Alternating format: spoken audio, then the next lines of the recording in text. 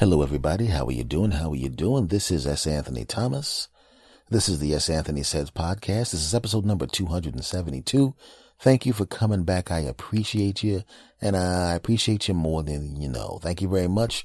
I thank you guys every time I start one of these programs, but I do that because, you're always doing things that make me have a reason to say thank you. The kindness, spreading the word. I have people saying kind things about the podcast, telling friends about the podcast, people in different countries telling their friends about the podcast. It's a wonderful thing. And, I appreciate the direct messages and the emails, the retweets and the reposts on Facebook and things of that nature. I really, really do appreciate it. Thank you very much. And, keep it up, damn it. Folks, this is another one of those weeks where, you get to a situation, and this happens to me a lot now, where I have a bunch of things planned for the episode. You prepare yourself to record one of these things, and then something happens and you go, and all of a sudden you realize you got to talk about something else than what you planned on. And this episode was going to be a really light episode where I talked about a lot of stupid crap, and I still may, but right now I just want to start off and, get to the Philando Castile case. Now, everybody's talking about that. And I might not even put the Philando Castile. In fact, I'm not going to put Philando Castile's name even in the title, because I don't want to, do one of those things where I put something popular in the title to try to get anybody's attention. I'm not going to do that crap. I'm just going to put a title in that I think is interesting, but definitely not this. Because like I said, I don't want anybody just listening to me because I have this poor man's name in the title of my show. So I'm not going to put it in there, but I am going to talk about it. Now, let's just keep this real here. Was anybody really surprised that the police officer, nothing happened to them as far as the judicial system? I'm not surprised, because he lost his job. Of course, he's probably going to wind up getting another job someplace else in law enforcement, just like, the guy that shot that poor kid, the young kid, Tamir Rice. But the thing is, when I see people online just kind of saying things, and I'm not talking about the trolls. Nobody gives a crap what the trolls think. The trolls will always say something outrageous because they're just people who want to stoke flames. They want to make people angry. They want to get people upset. They want to have all the attention of people saying bad things to them because they're anonymous, and they can hit you with as much venom as possible, and you can get all fired up and worked up, and you're thinking about them and all fuming and steam coming out your ears, and you get them and you yell at them and you scream at them, online, and they love every second of it. They sit there laughing. Everybody's talking about me. Even though in many cases in real life, they wouldn't have the balls to say that, or may not even feel that way. They just want to get under your skin. I'm talking about the people who really have in their mind, well, he shouldn't have reached, he shouldn't have done this, he shouldn't have done that. And they say that because they've never been in that specific situation. They don't know what it's like to be pulled over for something minor and have it turn into something huge. They don't know what it's like to be pulled over when you've committed no offense and turn it into something huge. They don't understand that concept. But I do. I'm 48 years old. Okay? And when I don't shave my face and my head, I have gray hair on my face and head. Okay? And I look younger with my face shaved, but if I decide not to shave, just like my father, I have gray hair on my face and my head. I don't feel old. I don't look old when I shave my head, but it is what it is, right? And I drive a Toyota Camry, and I don't have a police record at all. I have 0 tickets. I've never stolen anything. I don't speak to people with disrespect. I drive safely. Everybody knows that. And I do that out of habit because I know I am not going to give anybody an opportunity to pull me over for nothing. Okay, that's why I drive the way I drive. I get in trouble I have girlfriends. Why are you always driving like that? You drive like a grandfather. And have other relatives say that. And I said, you don't understand what it's like.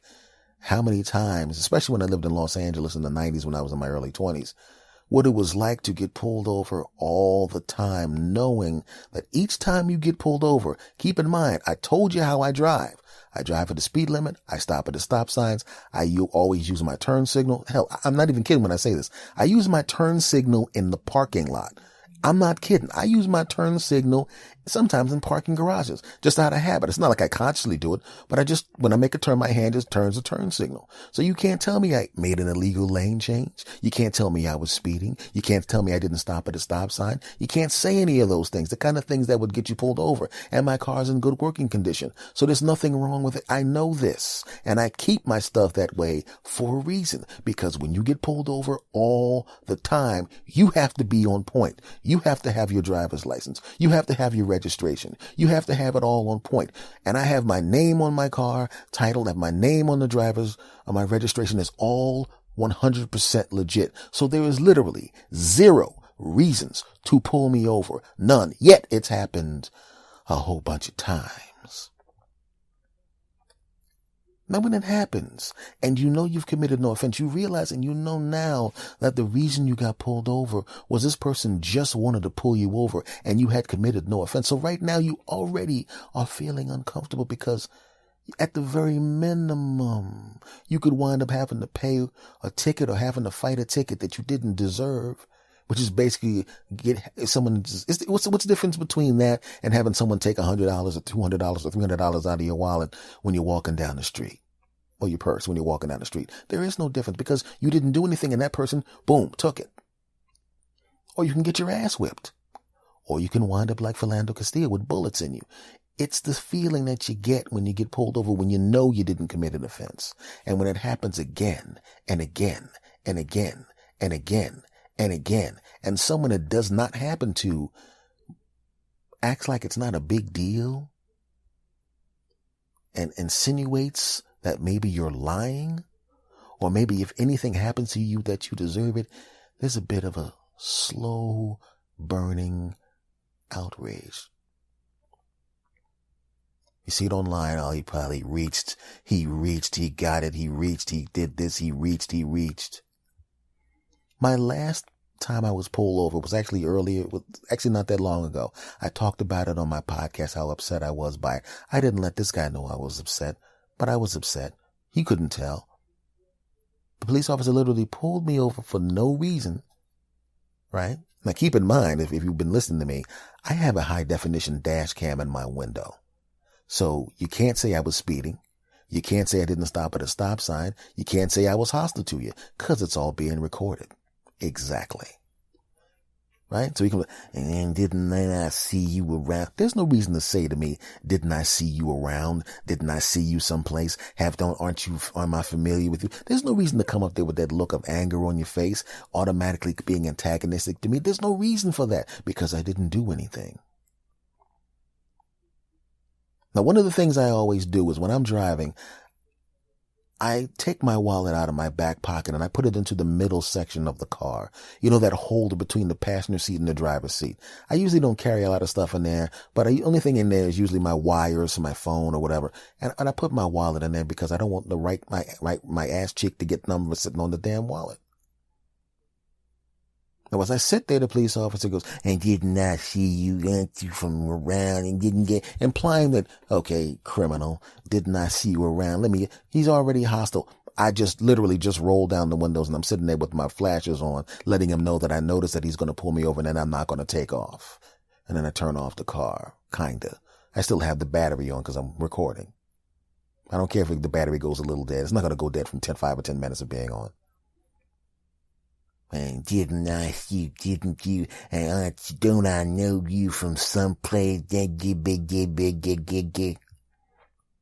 you have a valid license plate, driver's license? Do you have valid insurance? Do you have valid, is it valid?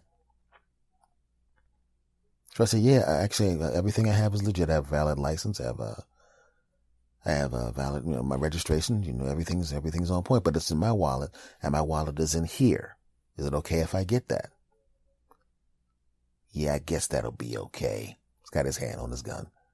So I open up very slowly. I reach in very slowly and I take my hand out very slowly and I have my wallet in front of me and I pull out my license and I hand it to him. Now, I reached into the middle section between the two seats. Anything could have come out of that middle section. What if I sneezed? You know how sometimes when you drop something, you very quickly reach to grab it? You know, like say you're holding something in your hand and say you're holding your phone in your hand and something hits your hand and it slips out and you very quickly move your hand to catch it before it hits the ground. Well, that's a natural reaction. What if the wallet had slipped out of my hand and I made a very quick movement to catch the wallet? Just a natural movement. Now all of a sudden he sees me, a person he's already hostile to. He's already got his hand on his gun. He already thinks I'm somebody else, maybe, because he lied to pull me over. And now I get shot 7 times in my ribs. And I'm dead. And I committed no crime. What happens first? First thing that happens is it becomes big news. Not because of the podcast, it's because somebody got shot. Right? Black guy shot. Outside of Philadelphia, black guy shot by white cop. Shots. Of course, cable news will send people to my Facebook page, my Twitter feed, and trying to find stuff about me. His name was S. Anthony Thomas, and he has a popular podcast, and he's a comedian, but what is he really doing? Is the funny man really a deadly man? Was he just traveling around the country trying to make people laugh just so we could get close enough to cut their throats?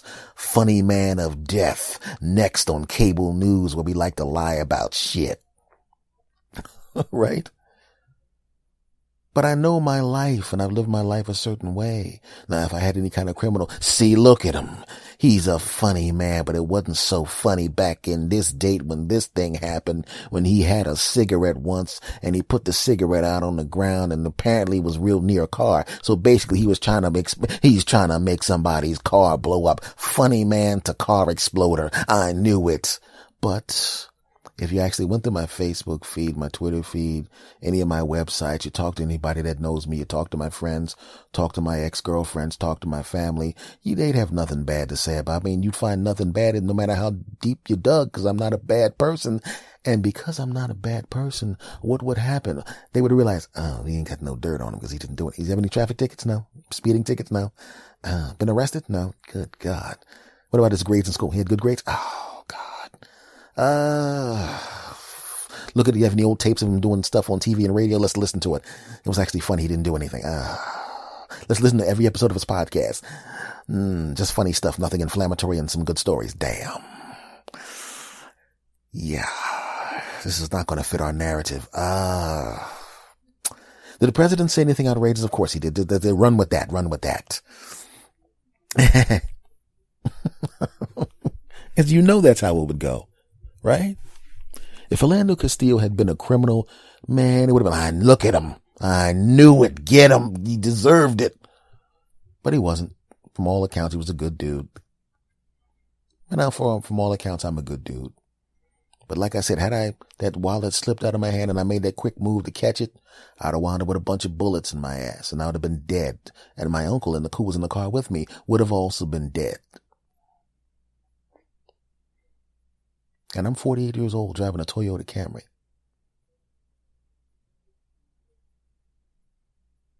Right? And that's probably the 9 millionth and 16th time I've been in that situation.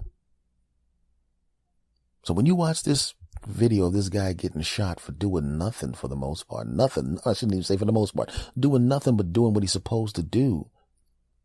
With a permit in a country where everyone wants to have a gun. And he's got a permit to carry it. You know, how am I supposed to feel when I could raise to be dead myself in a very similar situation? Not with the gun, but just reaching my hand into some place where the cop can't see to pull out a wallet. How am I supposed to feel about that? How am I supposed to feel as life is oozing out of me, knowing nothing's going to happen to this guy? Nothing. Nothing's going to happen to this guy. I'm going to get slandered online. Nothing's going to happen to him. How am I supposed to feel about that? I often wondered why there are people out there that can't be empathetic to other human beings. They can't do it.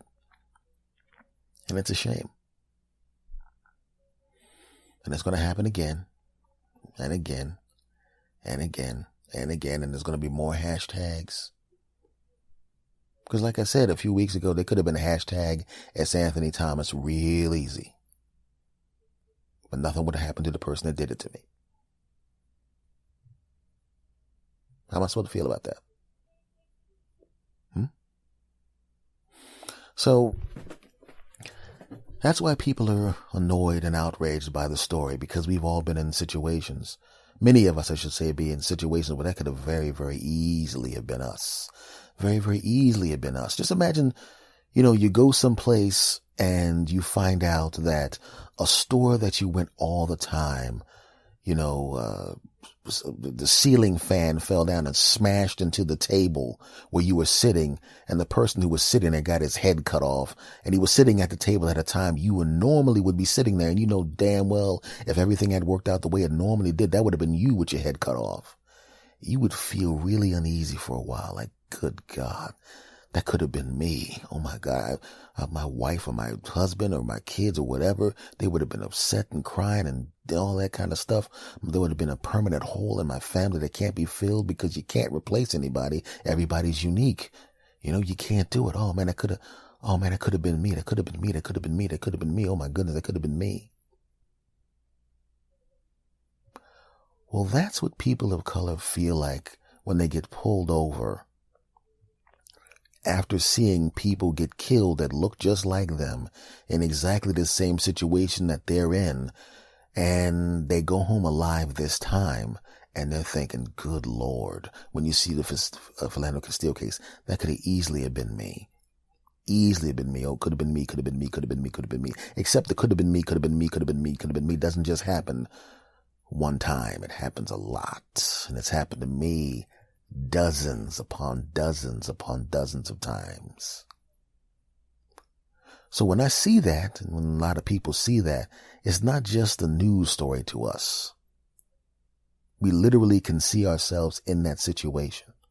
And when you can see yourself in that situation and realize that there's a lot of people that just don't give a damn or don't give enough of a damn, and there's people who will look at that and look at the evidence and see videotape of the offense happening, and they could sit there and 12 people can watch that, look at that, and not see you as a human being or try to make excuses for this horrible thing that happens to you.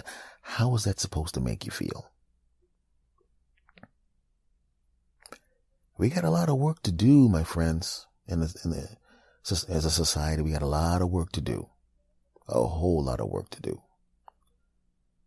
You got to start realizing that just because somebody doesn't look like you or doesn't live where you live, it doesn't make them less, and it doesn't make them deserving of being treated horribly, and it doesn't make them deserving of being shot. It just doesn't.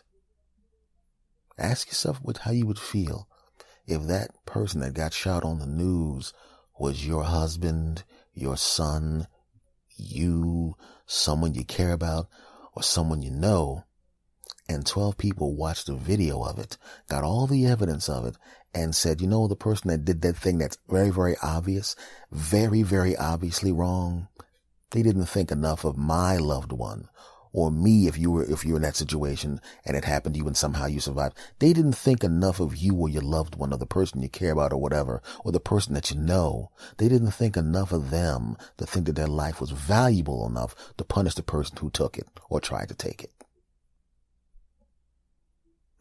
That's why people are upset. And until we as a group start to realize that people have the right to be alive, and people have the right to not be targeted, and people have the right to go about their business without having to deal with ridiculousness, till we realize that for everybody, we're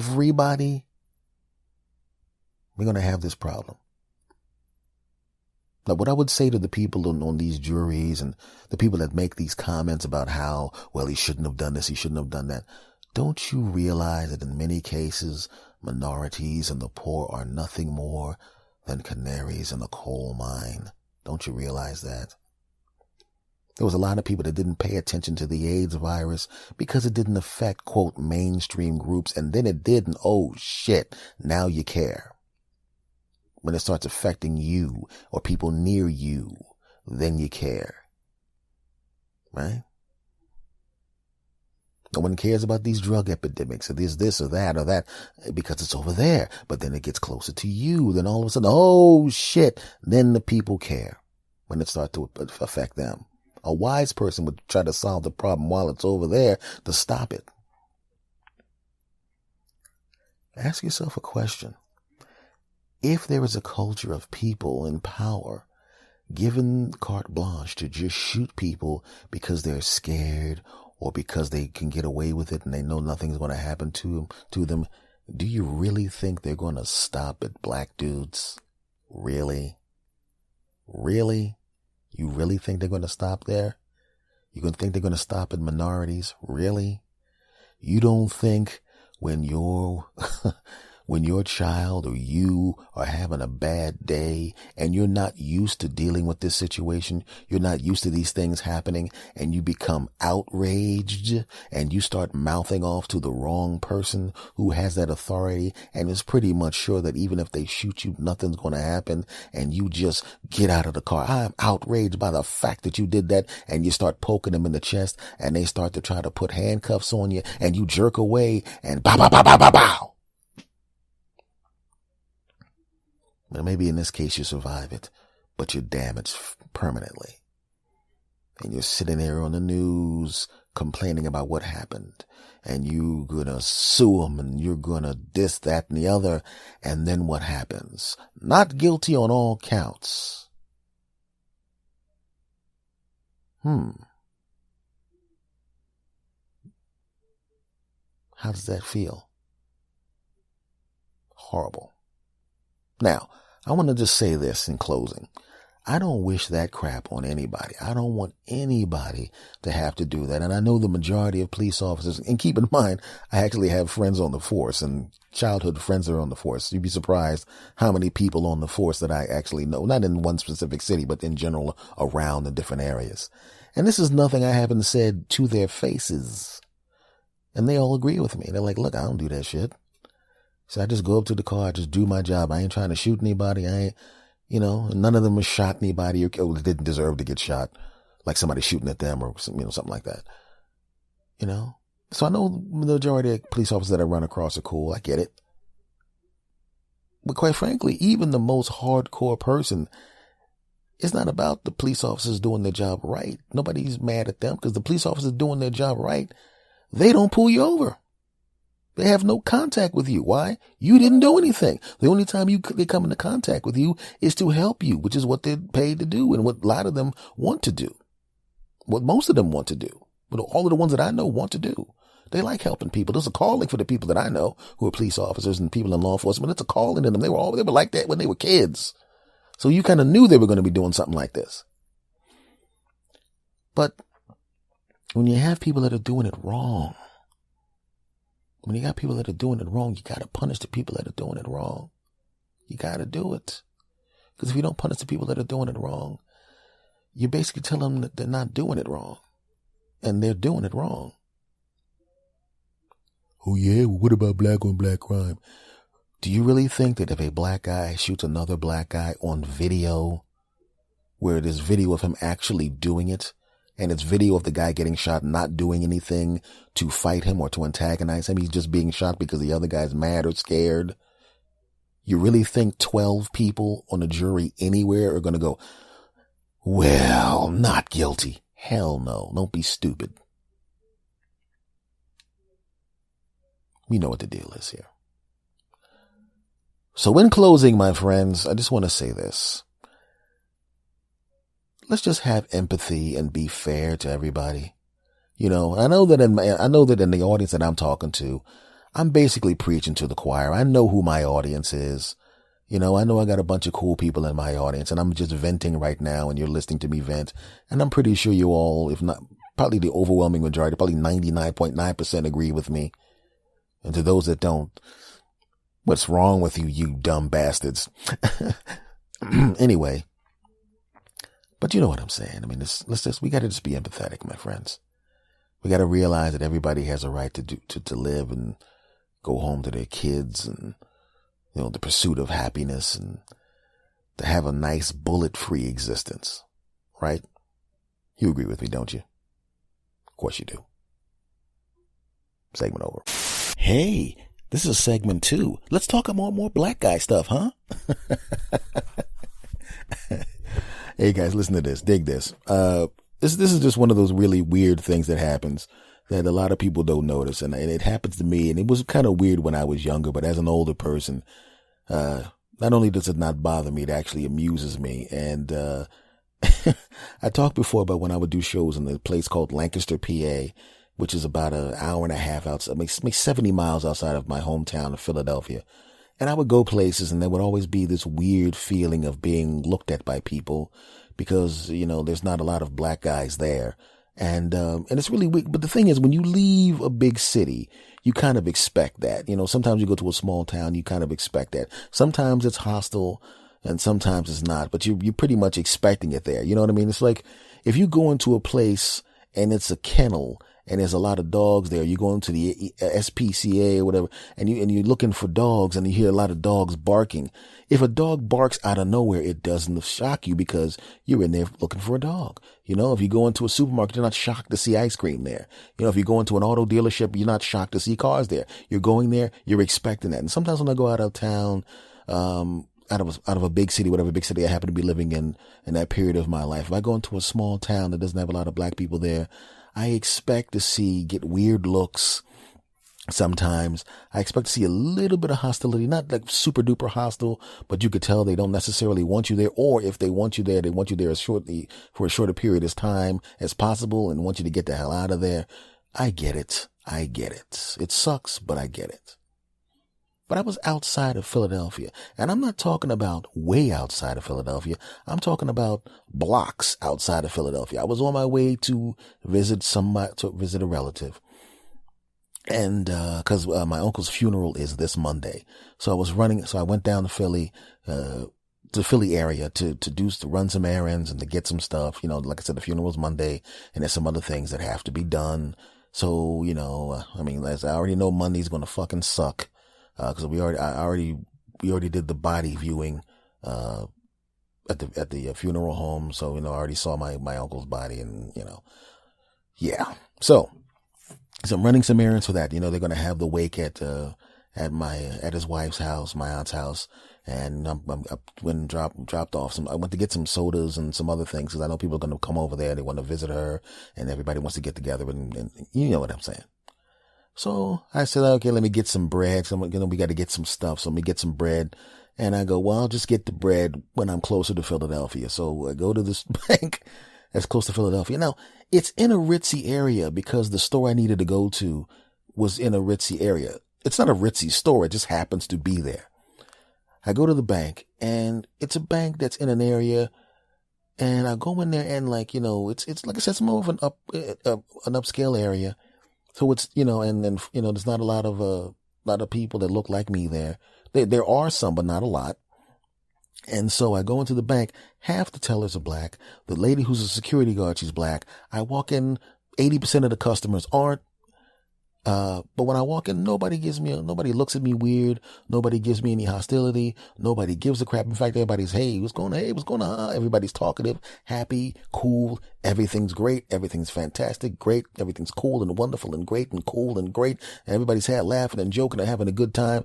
So much so that one of the conversations that began, which is under normal circumstances, you would think is really stupid, or the moment it stops and you walk out, you realize, I was in line talking about that bullshit with 10 people. How dumb was the conversation?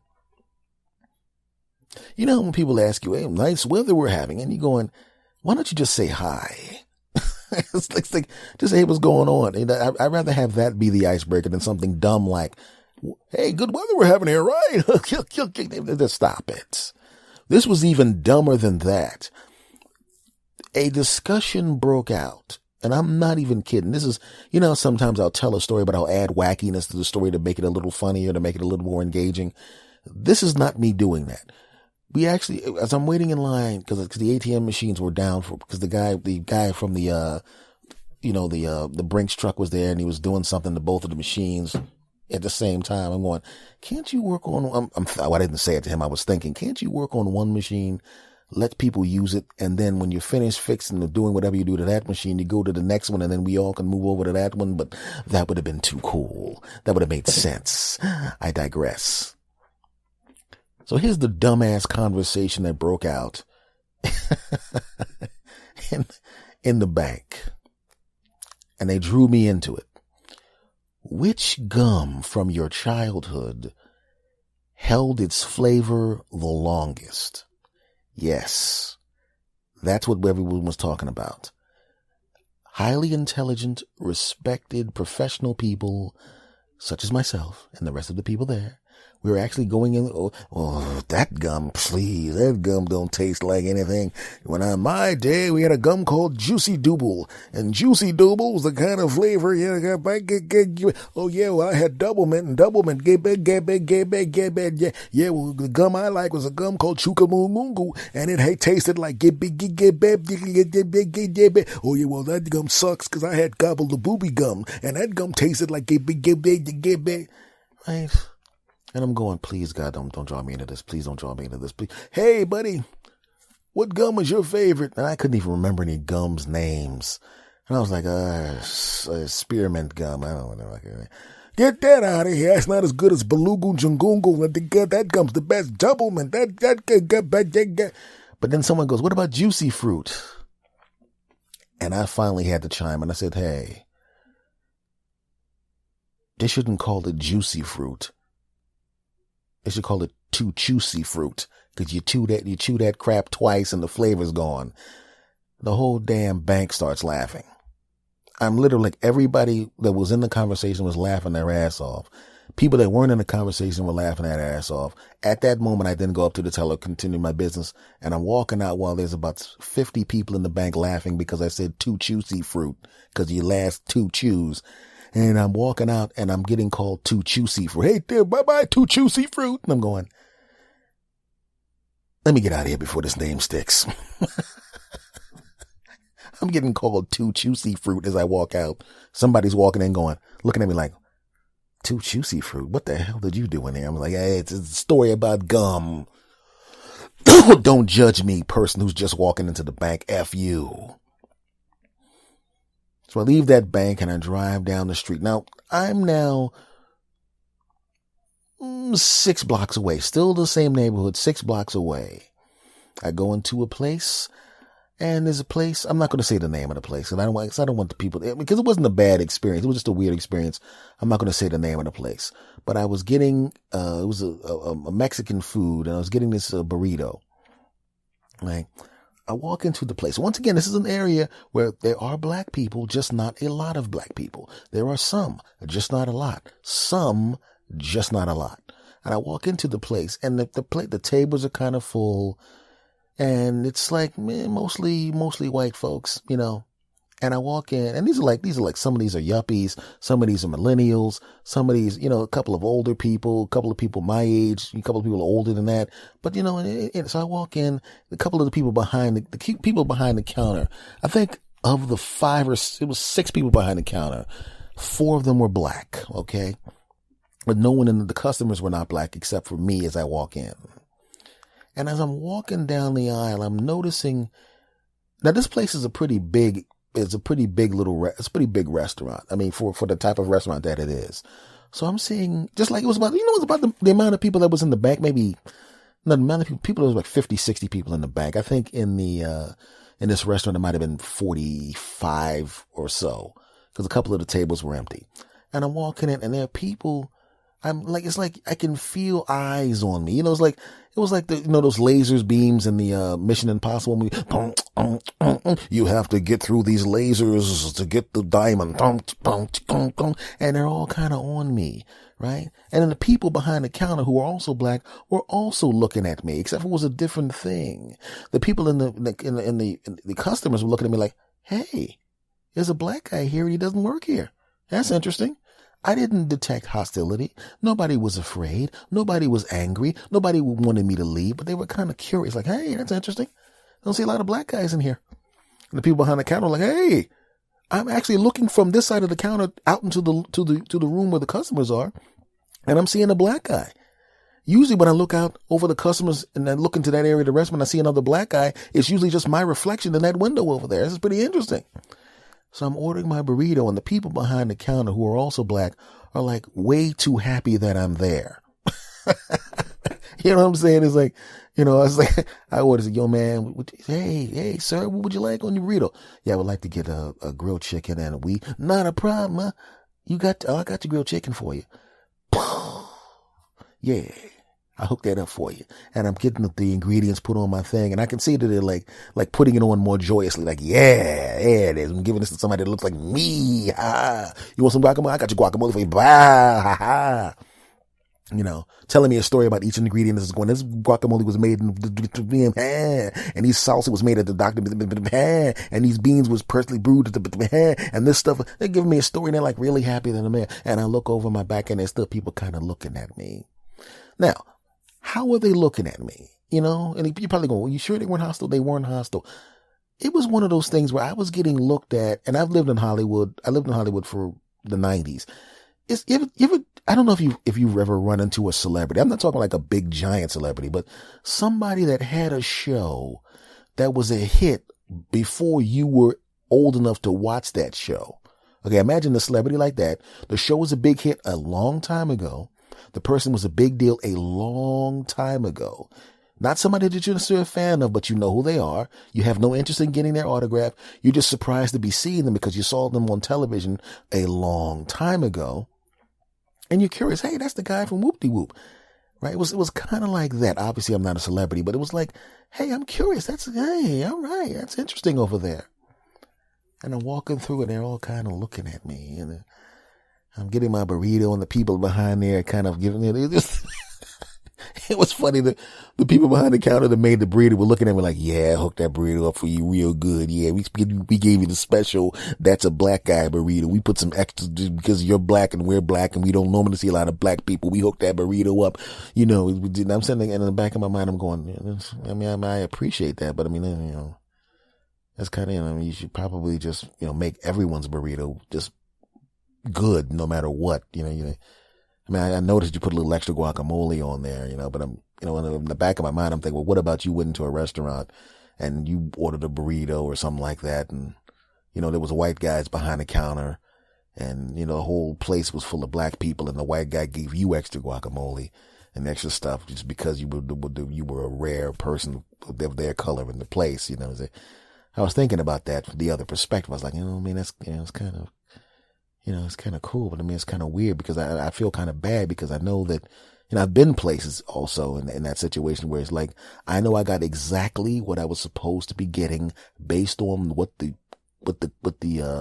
parameters were set by the person who owns the franchise. This is the exact amount. And then you see people get more stuff and you're going, what the hell? So I've been on both sides of that.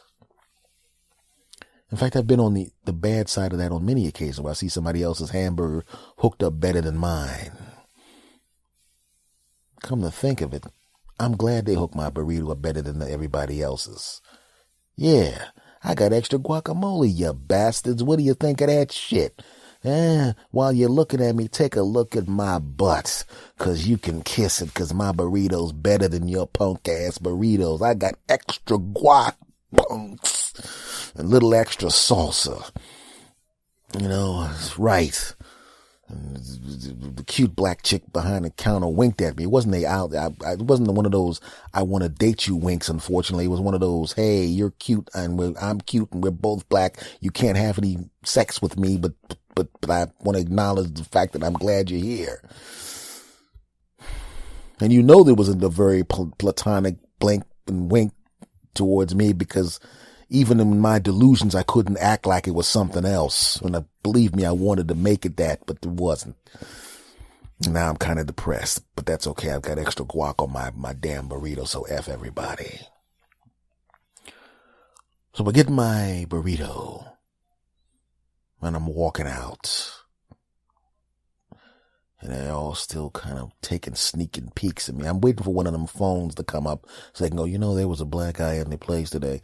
There was no black guy in the place today. I'm telling you, there was a black guy in there. He probably worked there. He was not working there. He was a customer.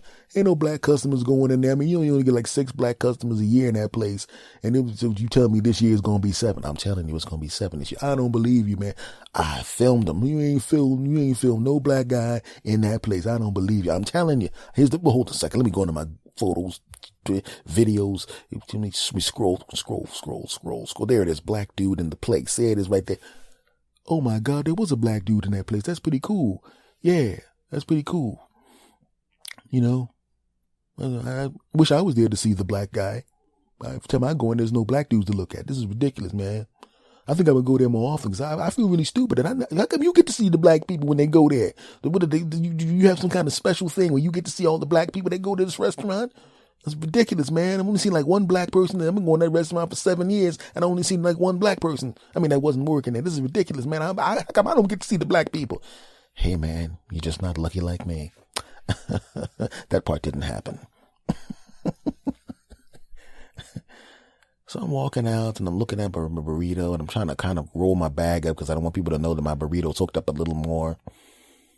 And I look back at the kids behind the counter and I give them the thumbs up. And they gave me the thumbs up and I wave and I said, thanks, guys. And they go, thank you very much. And I walk out. And as our door is closed, and I can hear one of the kids going, hey, isn't that too juicy fruit? And I'm like, who told them about my nickname? God damn it. Okay, that part also didn't happen. But it was really weird. It's just really weird how being that close to a big city, you still have people kind of looking at you. Right. And I know there's some people that listen to this going, how do you know they were looking at you like that because you was black? You just making it. You just being a little bit too paranoid. Do you really think no one else walked in after me? Of course they did. Plenty of people. The restaurant was pretty crowded. Nobody looked at any of the other people when they came in. They just looked at me. Nobody looked at the other people when they were walking out. They just looked at me. Yeah, I know what I'm talking about. Don't tell me what's going on. I know things. I know they were looking at me because I'm a black dude. That's why. Don't you understand? Huh? How could you? You know damn well nobody wasn't looking at you because you was a black guy. How would you know you weren't there? I was in the restaurant. You were there? Yes. Well, then you should agree with me that they were looking at me because I was a black guy. No, they were not looking at you because you were black. Then what was the reason they were looking at me? You really want me to tell? Yes. Your zipper was down.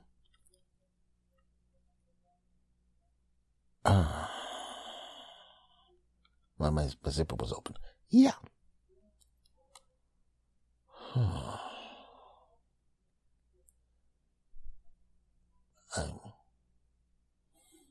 I did not know that. Exactly.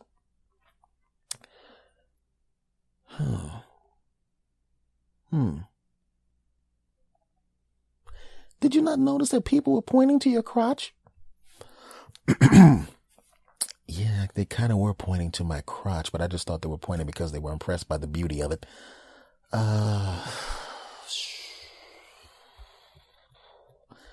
This kind of fucks my story up a little bit because I thought they were looking at me because I was black.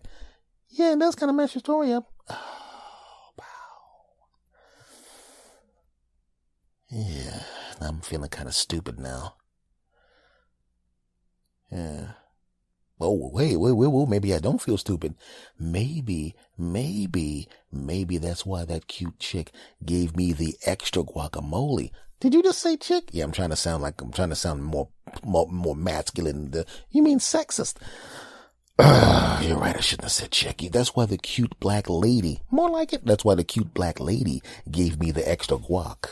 Because my zipper was open. Oh, yeah. I mean, I don't blame her. She saw extra, so she gave me extra. Maybe she was winking at me because she wanted me. No, she was not winking at you because she wanted you. Did you even hear what she was saying to her friend? No, I was too busy looking at her being all delicious and everything. Like, when she was looking all hot and everything. I was just kind of looking at her, giving her the smile and hitting her with the dimples. And I'm surprised he didn't jump over the counter. She does not winking at you. She said to her friend, can you take over from me with this right now? Could you take over with me right now? Because one of my contact lenses fell out. Oh. Wow. So they were not looking at me because I was black, and it was because my fly was open. And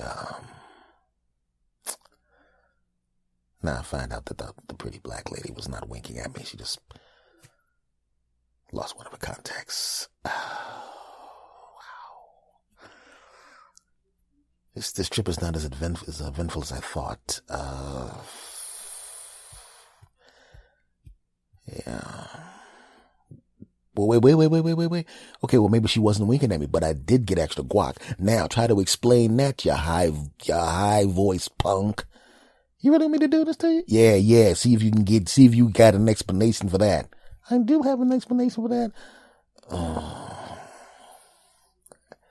What was the explanation?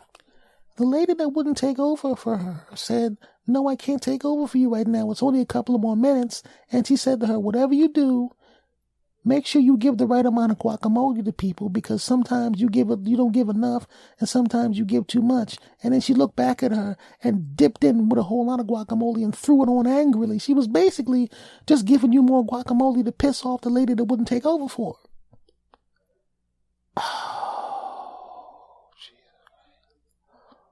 Well, I didn't even see you in the restaurant, so how do I know that you ain't just making this up to make me look like a dick? I was sitting on the other side of the restaurant. I was coming over to say hi to you, but I saw you looking full of yourself, and I was also laughing at you because your fly was open. And I just kind of sat there. I knew you were gonna take this story and run with it. And I'm sitting there going, he's gonna make up some stuff to make himself look good about this story, because they don't know that you're making this ridiculousness up. I ain't make up nothing. You made it up. But why didn't you say hello? I told you. I just wanted to see what you were going to say. I figured if I watched what actually happened, you were going to go back to your house. You were going to make up some dumbass story and try to make it look like you some kind of sex machine, sex symbol, or that people are paying attention to you because there's something special about you, because there's nothing special about you. Yeah, well, I got a podcast and you don't, punk. How about that? Okay, maybe you have that, but and how did your podcast go when you decided you wanted to do the high voice guy that used to be on S. Anthony's podcast show? How about that when you tried to launch that podcast and then tried to release your podcast on the same day I released my podcast? How did that go? I really don't want to talk about that. Oh, you don't?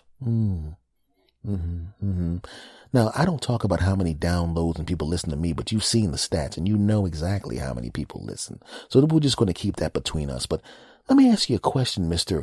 Trying to directly go against me, leave my show and then try to go against me and release your crap at exactly the same time I release my crap, because you know when I release my crap. Let me ask you a question, jackass. How many downloads did you get? That's not really important. Oh, it's not important? Not important.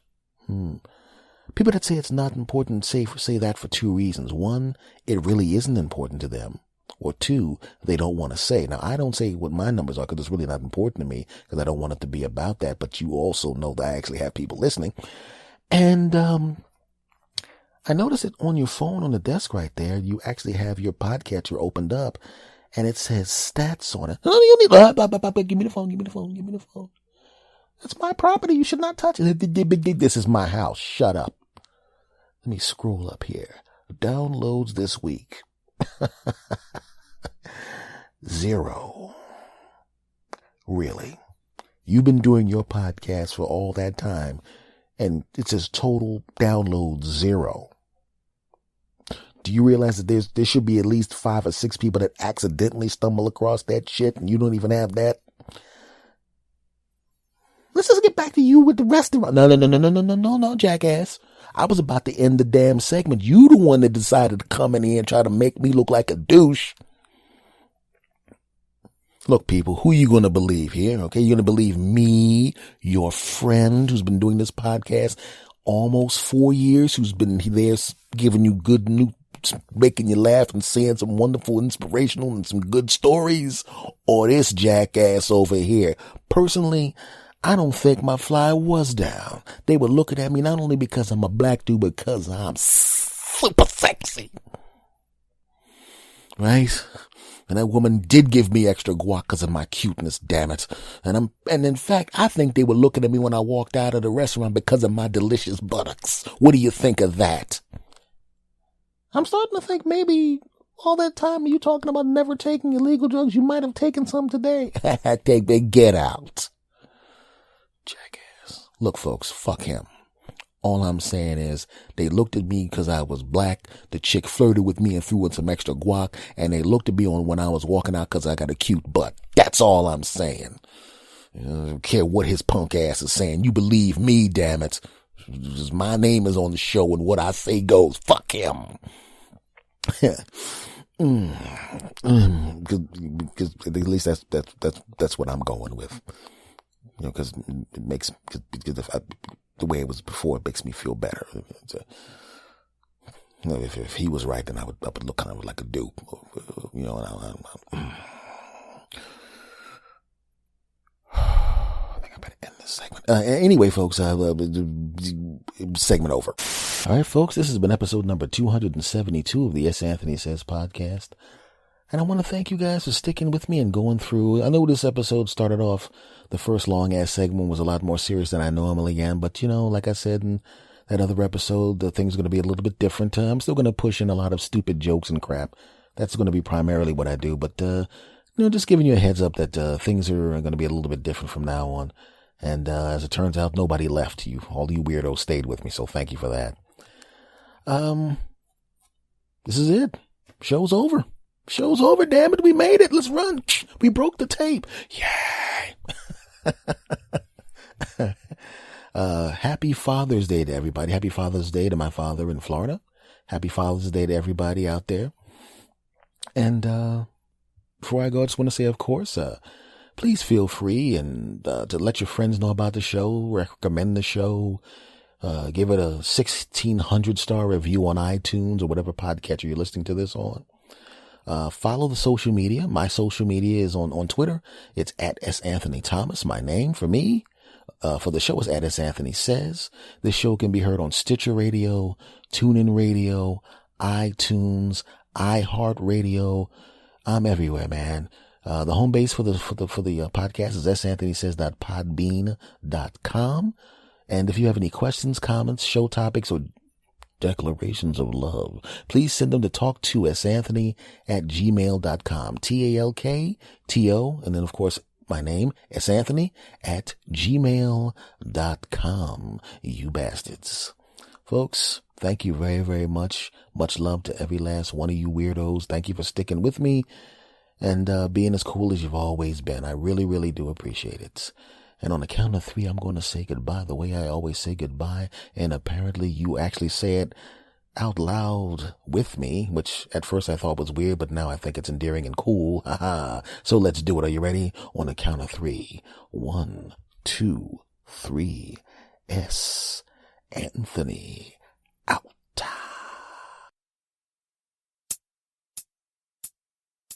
Go.